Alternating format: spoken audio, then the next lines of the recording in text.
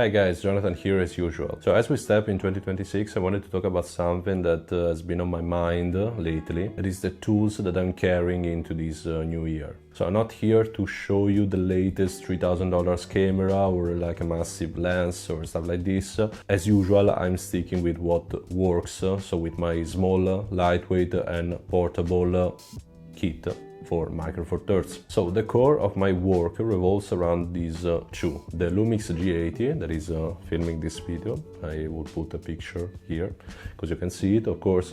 And the Lumix GX80 that is my daily driver, basically the camera that I take with me on vacation, that I take with me if I just want to take some pictures like around Lisbon or Costa de Caparica, the place where I live, or like in general, it's basically always with me. So as I was saying, I use it for street photography, I use it for every kind of photography, like in general. I use it for the cinematics as well, so most of the cinematics that I upload here on this channel are shot with this. The only thing that this camera is missing is the mic input and the rotating screen that the Lumix G80 has.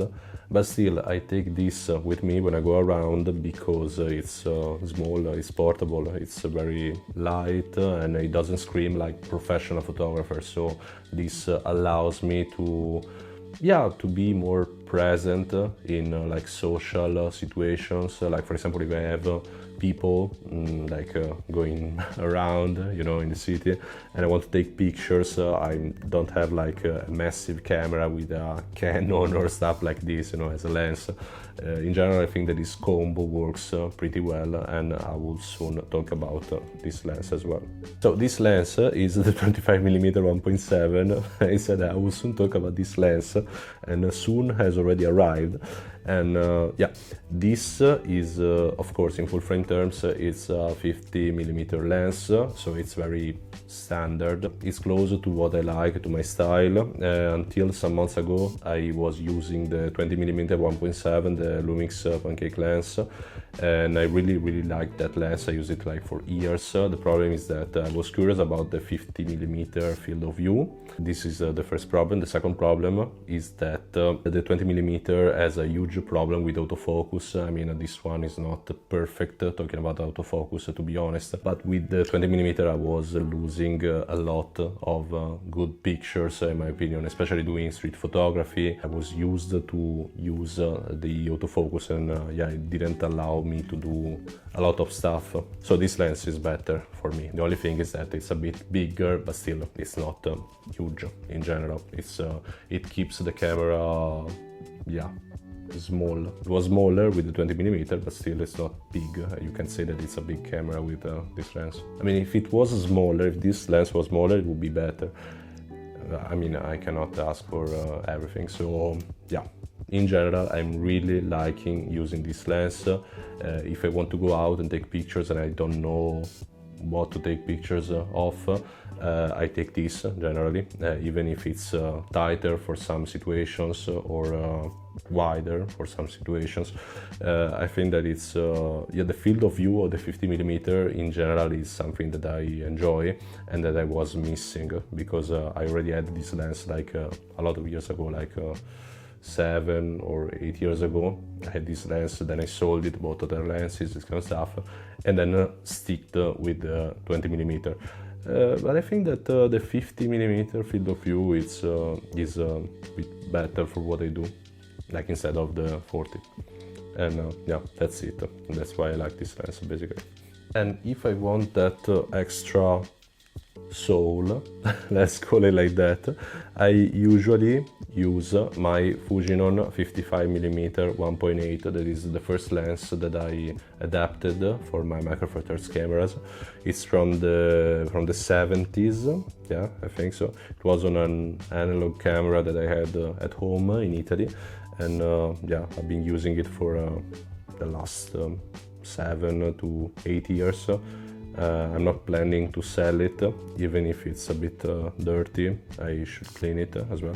But the look of it is amazing, and I took some of my favorite pictures with this that I use with this speed booster that basically makes it an 82.5mm f1.4 or 1.2, something like this. So yeah, it's a beast, to be honest. It's one of my favorite lenses, and yeah, I don't get tired of this. Another lens that I really like and that I'm using a lot is the lens that is filming this video. This is the Olympus 9 to 18 f4 to f5.6, and I think that this lens is amazing. It's pretty small. I really like using it, like for example this year, because I bought it yeah, some months ago, but this year during this summer I used it a lot. I went to some car meetings and I noticed how interesting is like exaggerating the proportions, using it at 9mm, that is 18mm in full frame terms, and yeah, in general playing with proportion, distortion, this kind of stuff is really interesting for me, and it allowed me to take some interesting pictures. Plus I'm using it to shoot videos here at home. All of the latest videos that I posted on YouTube are shot with this lens, like this video.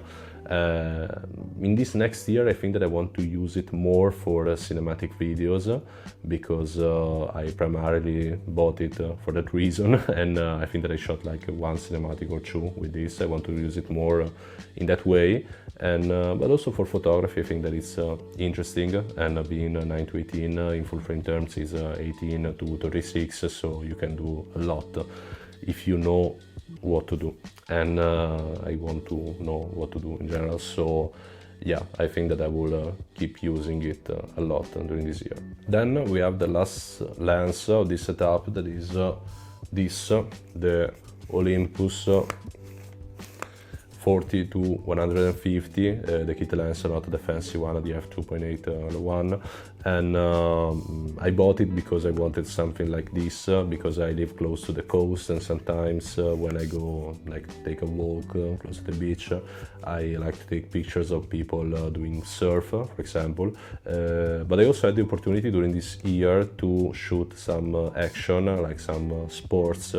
I shot like a football match, and then I shot some like motorsports in general, and I really enjoyed using it. I think that it's a good lens for the price. I mean, it's a bit plasticky and stuff, but it does what it's supposed to do. So yeah, I think that I can simply recommend it. In general, also for photography, for videography, I think that it's nice, and it's important to have like a kit telephoto lens that you can use like just in case, you know. So the conclusion is that taking into consideration a couple bodies and 4 lenses, the total in the used market is close to 1,000 euros. That is, for some people it's not even enough, like enough money to spend on a single camera body. I mean, it depends on your necessities, on what you have to do with the cameras that you have. In my case, it's not my main job. I use them for personal projects mostly, so I don't need particularly good equipment. I think that this equipment, this gear in general, is good for me. As I was saying before, I like my gear to be compact, small, lightweight. I want to be able to carry my stuff with me during vacations without sacrificing space for like other things, like for example, I don't know, clothes, electronics, this kind of stuff. And I think that for this reason, Micro Four Thirds is still, in my opinion, the best system, like talking about size. Of course, as always, I don't know if things will change. I don't know if at one point I will decide to go full frame or to buy other lenses. I don't know, it depends on the necessities, as I was saying before, on the jobs that you have to do. Like anything can change in life. But for now, in 2026, I'm starting the year with this with this setup. So guys, I hope that you liked this video. If you liked it, please leave a like or share it with your friends, or subscribe if you're not subscribed yet, because we just passed the 1000 subscribers milestone, and yeah, I'm trying to make this channel grow, so please guys help me. If you have some opinions about this setup, or if you use like different setups in general, let me know in the comment, because I mean, to me it's something that is something interesting. If it wasn't interesting for me, I wouldn't have made this video, especially guys if you are talking Micro Four Thirds, because yeah, lately I'm seeing that not a lot of people are using Micro Four Thirds anymore, and yeah, I want Micro Four Thirds to do a comeback. I hope that it will happen at one point, and I'm sticking to this system myself for now. So guys, if you're into this, you know that you can find Micro Four Thirds content like a lot here in this channel. So guys, thanks for watching, and see you in the next one. Bye.